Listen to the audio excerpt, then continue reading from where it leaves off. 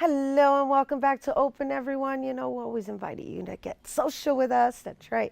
Tweet us at BronxNet TV, and while you're there, tweet me at Rina Valentin. I want to hear from you. All right, so underneath the accent of my skin, doesn't that sound interesting? Underneath the accent of my skin. It's actually a multidisciplinary workshop created and taught by artist Orlando Ferrand. And this season's workshop will focus on our immigrant communities in the Bronx, and he's here now to tell us more. Please welcome Orlando Ferrand.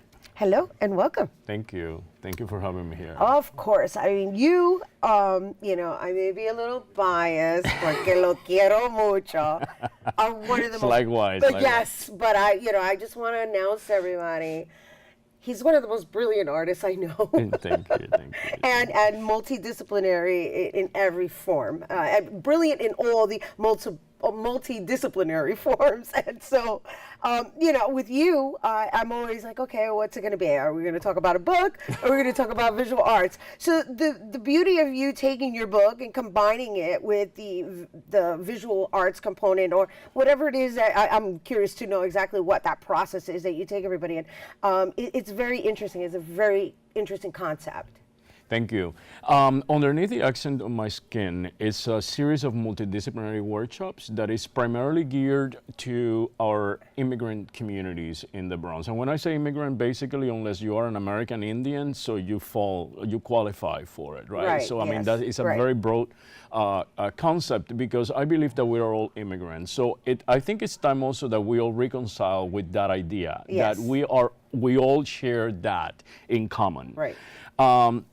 The purpose of the multidisciplinary series of workshops is actually to introduce people to a more in-depth creative process. I think that we are all too compartmentalized, and one of the interesting things in this workshop is that people learn to do storytelling with different mediums. So they can utilize visuals in order to dig into memories.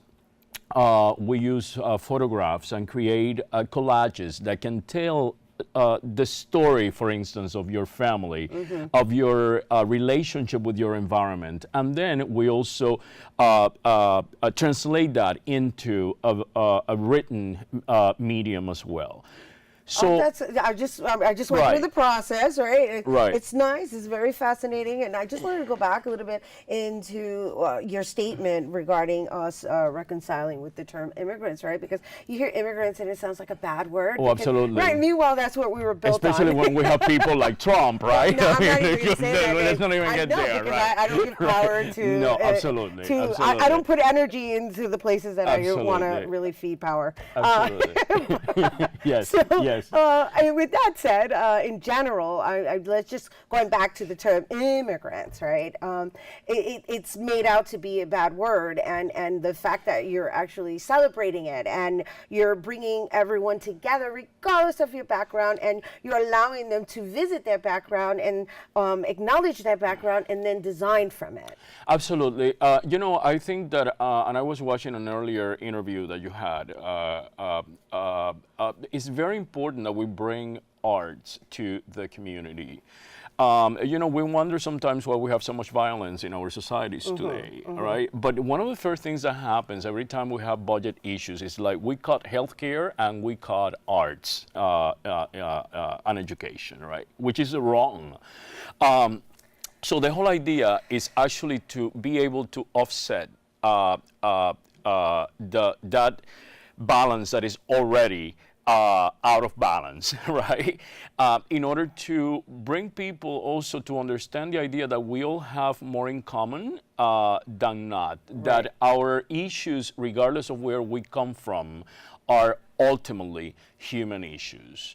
Right, I like that. And that's the idea, because I think that we talk about racism, for instance, and we have a lot of internalized racism in our communities. So we should start, doing a self-analysis in that sense, and that's what these workshops also do.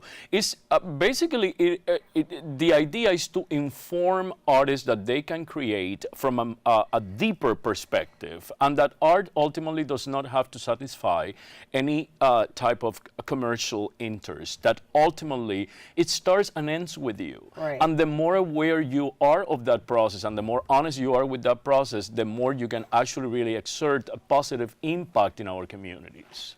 Right.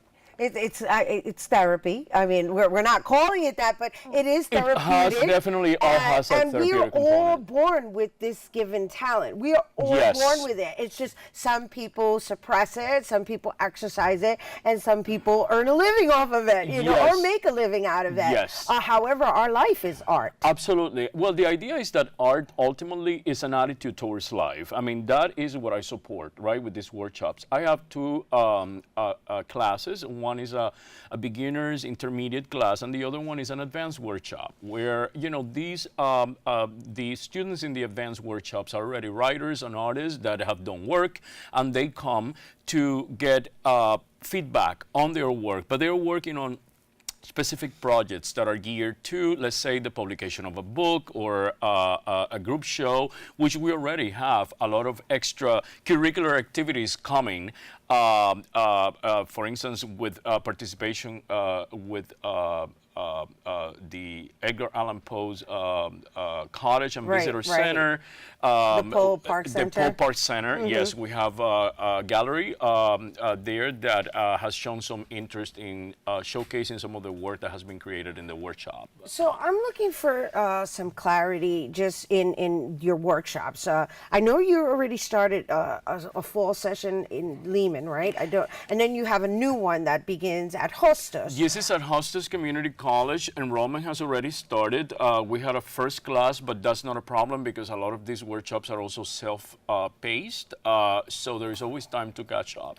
And all the information is there. It's being offered through the School of Continuing Education. And I'm an adjunct at Hostos right now, which really allows me to tap into some of their resources as well in order to, you know, we all know that art needs an infrastructure in order to survive. Let's you know, be honest with that. Right. So during 2015, I was able to support this workshop from grants from the New York State Council on the Arts and the Bronx Council on the Arts, which I'm very thankful for.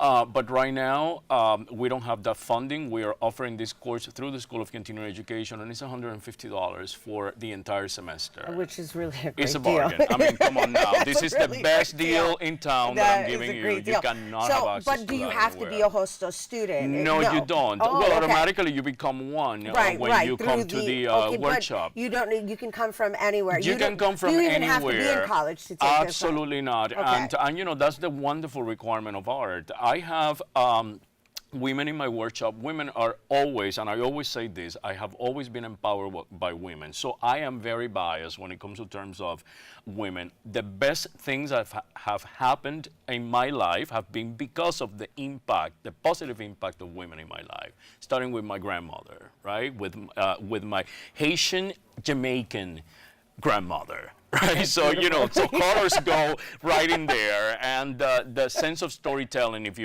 and that's the idea. I have Italian Americans, I have Russian Americans in the workshop. Now we're seeing a lot of students that are coming from different parts of Africa, Haiti, the Dominican Republic. And, you know, it's an amazing opportunity to also learn from one another and channel that through art. At the end, you walk out with a portfolio of beautiful artwork as well as written material, and then you can take anywhere you want. Which is beautiful. That's the whole idea. And then you're facilitating it, and you're an amazing facilitator. Well, thank you, you're an amazing artist. thank you. We're so happy you came to share that with our viewers, and I hope you guys are interested. Thank you once again to Orlando Ferrand. But you guys, listen, this is a wonderful opportunity, I think, even if you're just considering being an artist, right?